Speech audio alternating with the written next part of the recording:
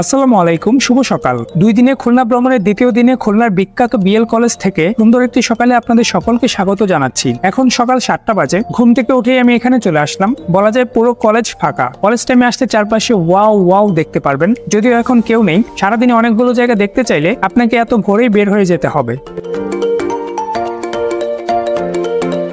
এই পুকুরে স্বচ্ছ পানি দেখে আমার গোসল করতে ইচ্ছা হলো, কিন্তু সুযোগ ছিল না। তবে একদিন এই পুকুরে গোসল করব, সেই ইচ্ছা জমিয়ে রাখলাম। এই গাছগুলোর নিচে একটু পরে অনেক আড্ডা জমবে। আজ এই কলেজটা ঘুরে দেখবো এবং সংক্ষেপে এর কিছু ইতিহাস জেনে নেব। এটি হলো সরকারি ব্রজলাল কলেজ, যা বিএল কলেজ নামে অধিক পরিচিত। এটি খুলনা শহরের দৌলতপুরে ভৈরব নদীর তীরে অবস্থিত। 1902 সালে 27শে জুলাই 2টি টিন শেড ঘরে 2 একর জায়গার উপর শ্রী ব্রজলাল চক্রবর্তী কলকাতার হিন্দু কলেজের আদলে দৌলতপুরে হিন্দু একাডেমি নামে এটি প্রতিষ্ঠিত করেন। বড় পুকুরটির পাশে এখানে শহীদ মিনার রয়েছে। এই কলেজে 21টি বিষয়ে অনার্স করা যায় এবং মাস্টার্সের জন্য রয়েছে 16টি সাবজেক্ট। প্রশাসনিক ভবনটি দেখতে খুবই সুন্দর। এর পাশে বড় একটা খেলার মাঠ রয়েছে। এই মাঠে প্রায় ক্রিকেট এবং ফুটবলের আয়োজন করা হয়। এত সকালে চলে আসছে যে এখনো ক্যান্টিনটাই খুলে নাই। আমার বাম পাশে ছাত্রীদের হোস্টেল রয়েছে। ছেলেদের এই হলটা খুবই সুন্দর। ছেলেদের জন্য 5টি এবং মেয়েদের জন্য 2টি হল রয়েছে। কিছুটা সামনে এসে মনে হচ্ছে নতুন এক চুমকি দেখা পেয়েছি। এবার চুমকি একা একা হাঁটলেও তার পিছু আমি নিব না। আগের বার চট্টগ্রামে গিয়ে এক চুমকির পিছু নিয়ে আমি ছ্যাঁকা খেয়েছিলাম। সেই কষ্টটা এখনো ভুলি নাই। যারা চট্টগ্রামের ওই ভিডিওটা দেখেননি তারা চাইলে উপরে আই বাটন থেকে দেখে নিতে পারেন। নিচেও ভিডিও লিংক দেওয়া থাকবে। নতুন ভবনগুলো খুবই সুন্দর। এখানে একসাথে 2টি একাডেমিক ভবন রয়েছে। এই যে চুমকি এখানে একা একা বসে আছে। ন্যাশনাল কলেজের তুলনায় এটার এরিয়াটা বেশ বড়। চুমকি চলে যাচ্ছি, টাটা, ভালো থেকো।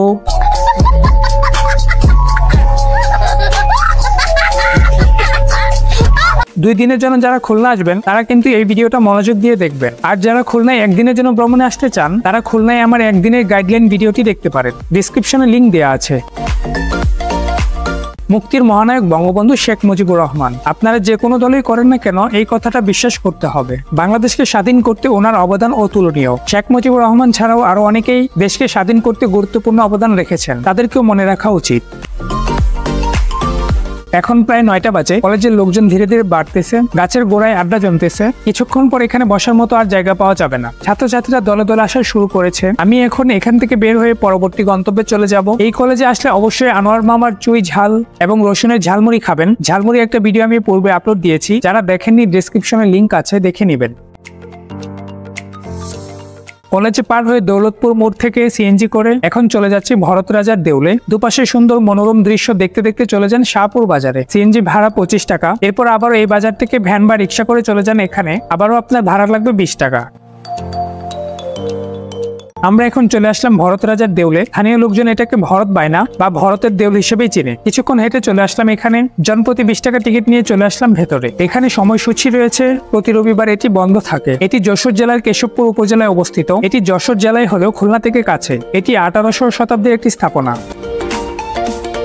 ভেতরে পরিবেশটা খুবই সুন্দর এবং শান্ত। এমন সবুজ পরিবেশ যে কারো ভালো লাগবে। 1897 সালে ভূমিকম্পে এটি ধ্বংস হয়ে যায়। এখানে ছবি তুললে খুবই সুন্দর একটা ভিউ পাবেন। একটু উপরের দিকে উঠি, অনেক রোদ, তাও আমার ছবি তুলতে ভালো লাগছিল। এখন পর্যন্ত এটাতে প্রায় 94টি কক্ষের সন্ধান পাওয়া গেছে। এত বছর আগে এত সুন্দর নান্দনিক ইটের কাজ, যা দেখতে আপনার ভালোই লাগবে। এটা হচ্ছে সামনের দিক। এ পাশে ছবি তুলে অনেক বেশি সুন্দর আসে। অনেক কাপড়রাও এখানে ঘুরতে আসে। ঠিক গেটের কাছে এমন একটা বিশাল আকৃতির বটগাছ পাবেন। ওই পাশে রোদ থাকলেও এখানে এসে বসার ব্যবস্থা পাবেন। ছোট এই বৌদ্ধ মন্দিরটা বিকাল বেলায় ছবি তোলার জন্য আপনার উত্তম জায়গা হতে পারে। এই জায়গাটা ভদ্রা নদীর তীরে অবস্থিত। ভরতের দেউলে ব্যবহৃত টেরাকোটা ও ইটের আকার বাংলাদেশের অন্যান্য সকল প্রাচীন স্থাপনায় ব্যবহৃত টেরাকোটা ও ইটের মধ্যে সর্ববৃহৎ। এখানে একজন আদর্শ প্রেমিক তার ভালোবাসার বিজ্ঞাপন দিয়েছে। আমি সিঙ্গেল আছি। I M a student of class 10। 10 বছর বয়সী এই ইমান তার ভালোবাসার মানুষ খুঁজতেছে, কিন্তু ভুল করে সে নাম্বারটা দিল না। তো আপুরা তাকে কিভাবে খুঁজবে? এখানে রাত্রি যাপনের কোনো ব্যবস্থা নেই। রাতে থাকতে হলে আপনাকে খুলনা শহরে যেতে হবে। কিছুক্ষণ এখানে থেকে এখান থেকে বের হয়ে 11টার মধ্যে খুলনা চলে আসেন। আমি চলে আসলাম 11টার মধ্যে দৌলতপুরে এসে একটি মেলার সন্ধান পেলাম, তাই একটু উকি দিতে গেলাম। বাসার পিচ্ছিদের জন্য কিছু কেনাকাটা করে নিলাম।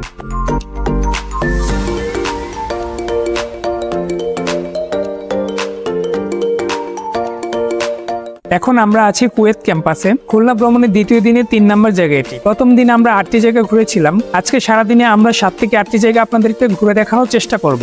বাংলাদেশের সুন্দর সুন্দর ক্যাম্পাসের লিস্ট করলে এই ক্যাম্পাসটি টপ 10-এ অনায়াসে জায়গা পেয়ে যাবে। ভিতরে ঢুকে খুবই ভালো লাগলো, কারণ পরিবেশটা খুবই সুন্দর। এখানে আসলে আপনার অবশ্যই ভালো লাগবে। খুলনা প্রকৌশল ও প্রযুক্তি বিশ্ববিদ্যালয় বাংলাদেশের একটি সরকারি কারিগরি বিশ্ববিদ্যালয়। পূর্বে এটির নাম ছিল Bangladesh institute of technology Khulna এবং তার আগেও এর নাম ছিল খুলনা প্রকৌশল মহাবিদ্যালয়। এখানে প্রায় 10,000 ছাত্রছাত্রী রয়েছে। এখানে প্রতিটি ভবনের স্ট্রাকচারাল ডিজাইন খুবই সুন্দর।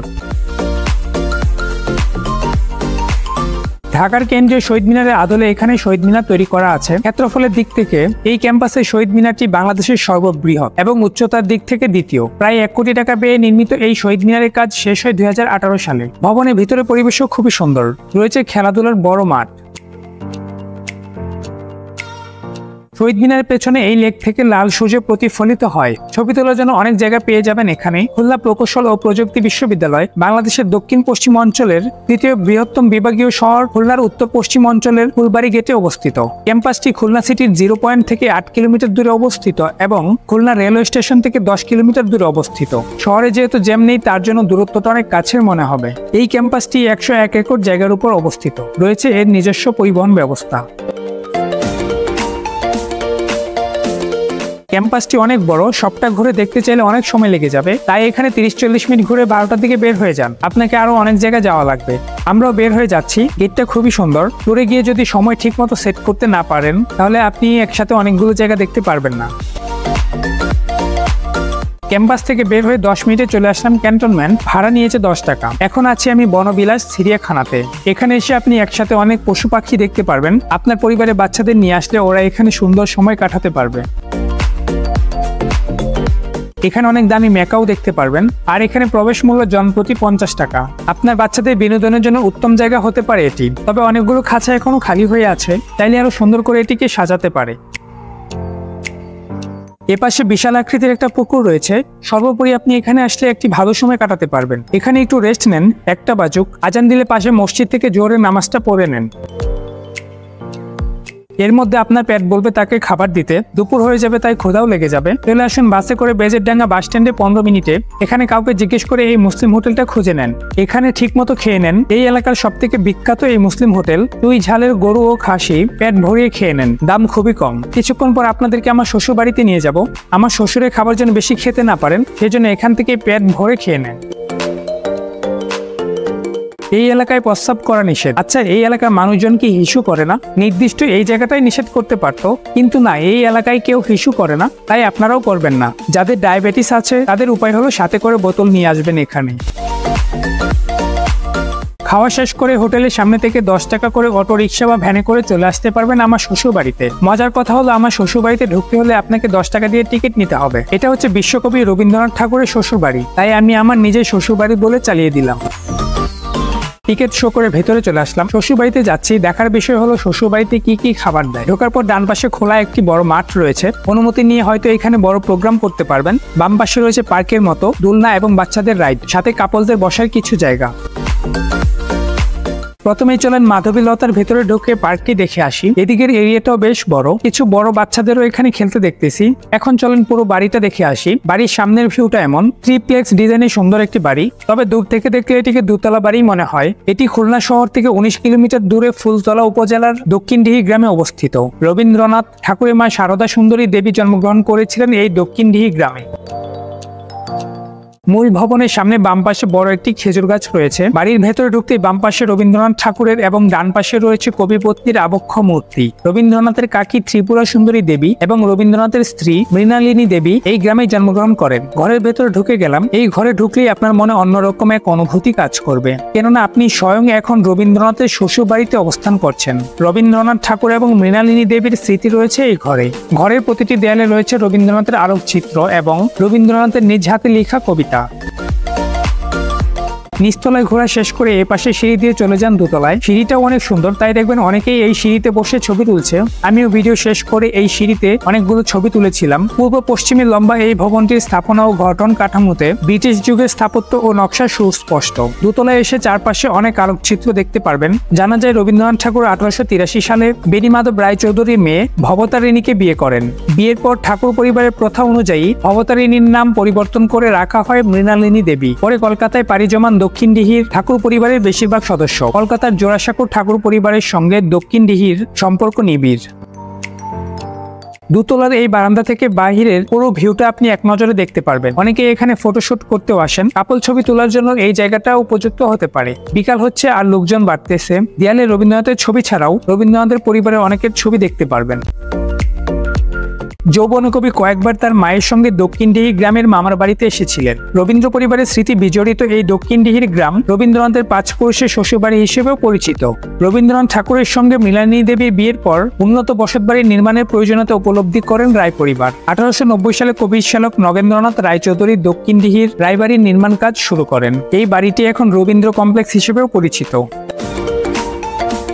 এখানে আসবেন আর এই বারান্দায় ছবি তুলবেন না তা হতে পারে না। এখানে অনেক সুন্দর ছবি আসে। আপনি দোতলার বারান্দার ঠিক মাঝে দাঁড়াবেন। আপনার সাথে যে থাকবে তাকে বলবেন নিচে গিয়ে রাস্তা থেকে পুরো বাড়ির ভিউটা নিয়ে একটা ছবি তুলে দিতে। আপনি সুন্দর একটা কভার পিক আপলোড দিতে পারবেন। ভিডিও করতেই হবে, রিলস বানাতেই হবে। টিকটকে ভিডিও দেই বা না দেই সেটা পরের কথা। আমি হেঁটে আসবো, তুমি ভিডিও করতে থাকো। একটু সামনে এসে আমি নায়িকাদের মতো ঘুরে যাব। ভিডিও অ্যাঙ্গেল যেন সুন্দর আসে। সামনের দিকে হেঁটে এসে ভিডিও করেছি, কিন্তু পিছন দিকে হেঁটে যাওয়ার ভিডিও করা হয়নি, তা হতে পারে না। শ্বশুর বাড়ি এসে শালীদের এমন কমর ঘোরানো নাচ দেখে এখন শ্বশুর বাড়ি আসা সার্থক মনে হচ্ছে।